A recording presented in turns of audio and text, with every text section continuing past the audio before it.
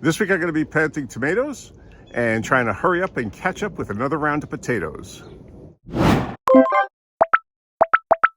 This year I'm pre-sprouting as many seeds as possible. So I'm just wetting down a napkin really well. And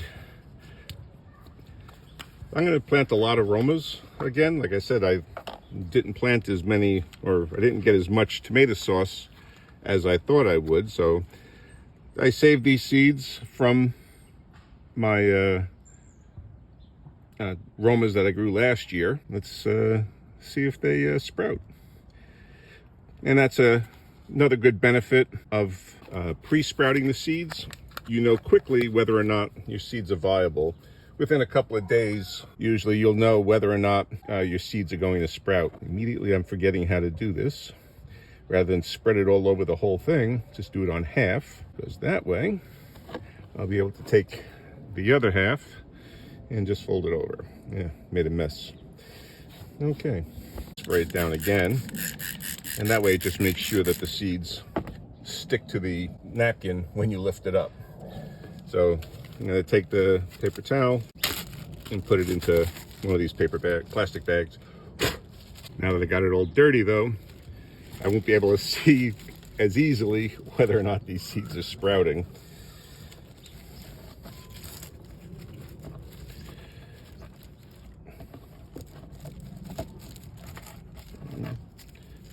I don't seal the bags all the way.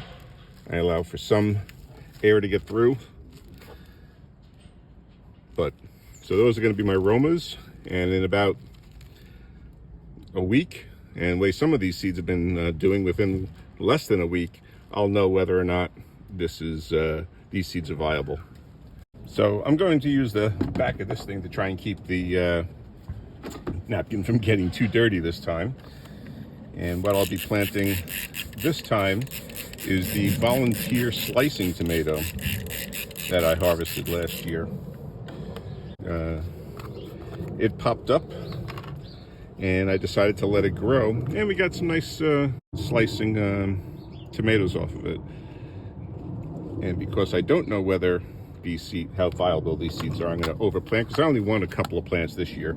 I just let one grow, and it wasn't as productive as I would have thought.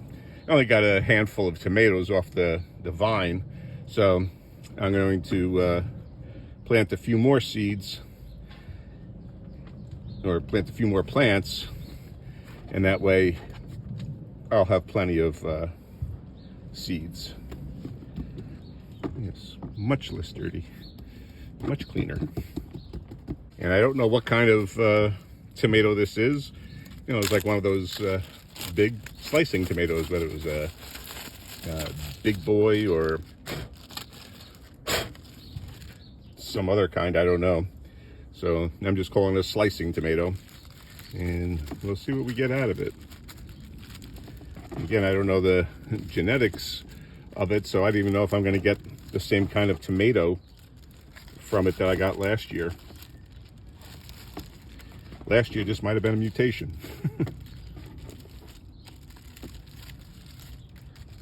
Normally I use the big quart bags. Gives myself plenty of room, and I didn't have any, so I'm using the sandwich bags. But you see, be able to see the seeds, whether or not they sprouted, a lot easier when the bag is clean or the napkin is clean.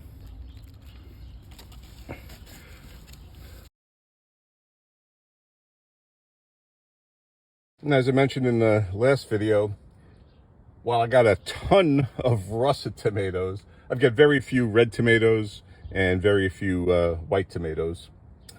Potatoes. And so I went to Home Depot and I picked up some of their seed potatoes. Rather than get more white, I got a bunch of Yukon Gold. You get 5 potatoes in each bag, so it's 5 for $5. And I tell you, a place like Wood Prairie Farm, you get a better deal on your potatoes. You get a pound of potatoes, and I forget how much it is, but it's better than $1 a potato. Even if it's a little bit more, I think you're getting a better quality potato. but I wanted to get this done real quick because I thought I had plenty of potatoes set aside. So these have actually chitted mostly. I can tell through the bag. I try to find ones that were started.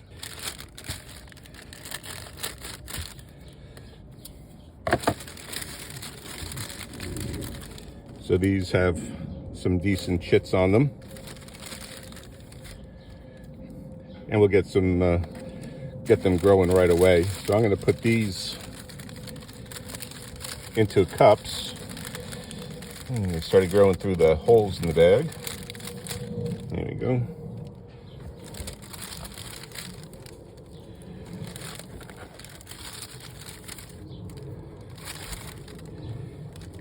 So I'm probably going to cut this one in half. So I'll get 6 from here. I could probably even cut this one in half and get an extra one there. This is about the size of a seed potato that you want. Something like that. So that's why I'll be cutting these in half and putting them into the cups. And then I got some red Nordland as well. So no more white potatoes. We'll just go with what I've got. And then we'll use these seed potatoes from the Home Depot. So I'll take this one. Don't run away. I'll cut it in half. And you might remember from last year, I mentioned I don't bother letting the the sliced potatoes, heal over. I've never had a problem. So I don't bother with that. This is a large potato, but I'm not seeing any other chits on it, so I'm going to leave that one whole. This one, I'm going to cut in half this way. There we go. I'm just taking my potato, sticking it down in, and then covering it up.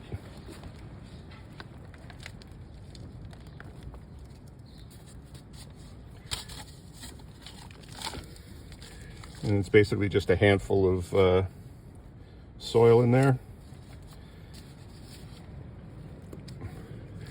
And this isn't anything special. It's mostly just peat moss.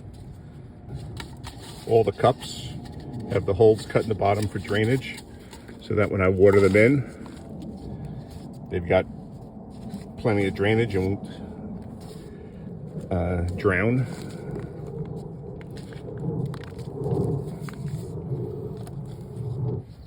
And a whole one like this, I'm just putting the chits facing up so they can grow up. Give them nature will find a way and will eventually come, but why not? Why make it twice as hard for the potatoes? And I'll be back when I'm done. And so now that they've all been put into the cups, and I'm just going to water them in real good.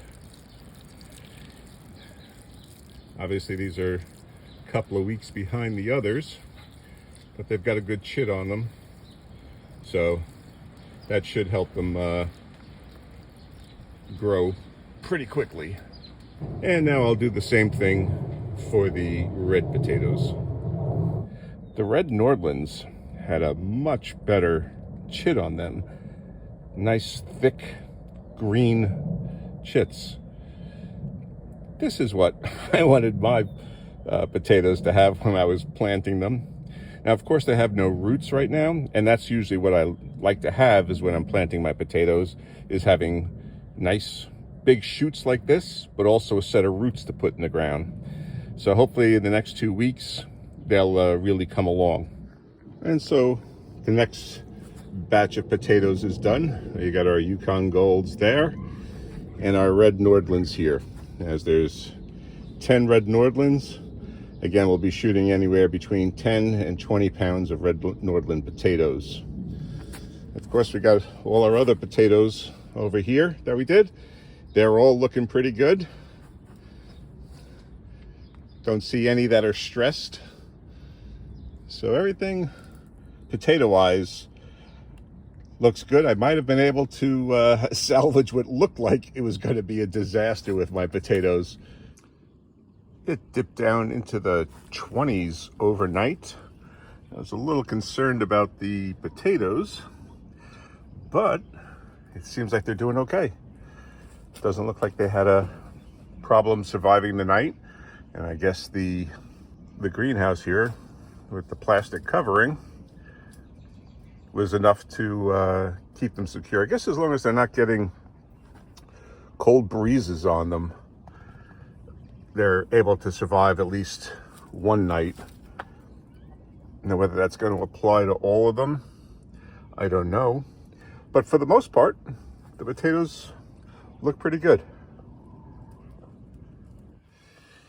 Unfortunately, a second straight night of Arctic temperatures does seem to have hit some of these potato plants hard.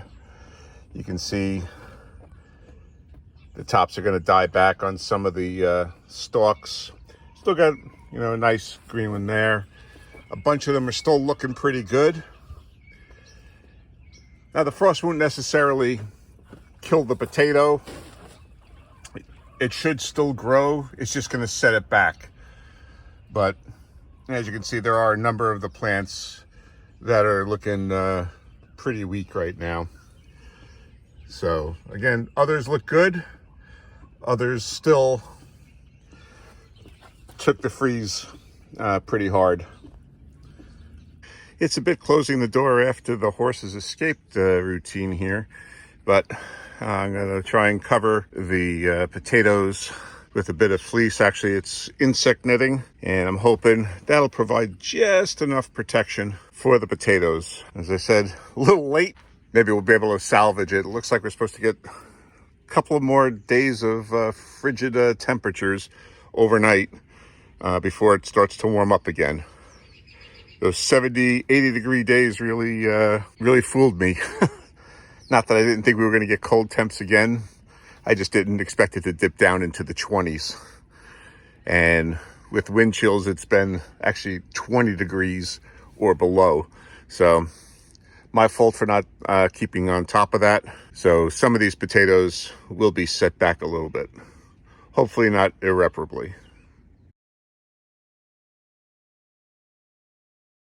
I think I'm pretty much caught up now. I was really behind, and a lot of activity over the past week allowed me to catch right back up to what I was doing. I highly recommend always checking the fertilizer section of your local big box store. Usually in October, November, December, I make a point of visiting the fertilizer section because they're always giving clearance on those products because they want to get them out of the way for the end of the year. And 2 years ago, I didn't go last year, but 2 years ago, I went and I scored a couple of cases of bone meal and blood meal, and I'm still using it now. It doesn't go bad. So I've been using them up as I plant my vegetables. This year, though, as I said, last year I didn't go in, but just the other day, I went looking for parsnip seeds. I couldn't find any because Home Depot apparently doesn't carry parsnips. So I put another order in with M.I. Gardner, and probably should be in a couple of days, probably by the end of the week. So I'll be a week behind on my parsnips, planting my parsnips. But everything else, I think I'm caught up on what I want to plant this year. But went in to buy the parsnip seeds, so I went to check the fertilizer section, and I found this bag of garden lime. Actually, I found about 10 bags of garden lime, and they were marked down to 80 cents. Normally they're $8, so they were 80 cents each. So I grabbed up every single one I could find, except one that was way in the back of the shelf, and I didn't want to climb up into the shelf to try to get it. So I got about 10 bags of garden lime, 80 cents each, and went up to the register, and it didn't ring up as 80 cents. It rang up as the $8, $7.97. And so I had the cashier, look it up, and she's like, no, it's not coming up. And I said, well, it's on the shelf. So I had to go back there, took a picture of it, brought it back out, and she goes, oh, it says it's supposed to have been December. So she went back there and took a look at it, make sure I wasn't, lying. And then she went and got like her supervisor, and everybody started freaking out that it was only 80 cents when it was supposed to be $8. They finally contacted the store manager, and he's like, no, give it to them. So always check your fertilizer section. You never know when you're going to find a deal. They also had tomato feed, and I forget what else it was, but all by Espoma. They're a pretty good brand, and typically not very expensive either. But they were all marked clearance, but they were all for last year. So if I'd gone in around November, December, I would have found it for 80 cents then. Someone didn't do their job and didn't take the tag off the shelf.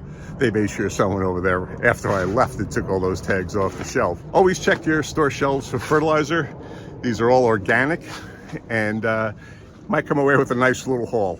So if you want to see what we were doing in the garden last week, check out this video right here.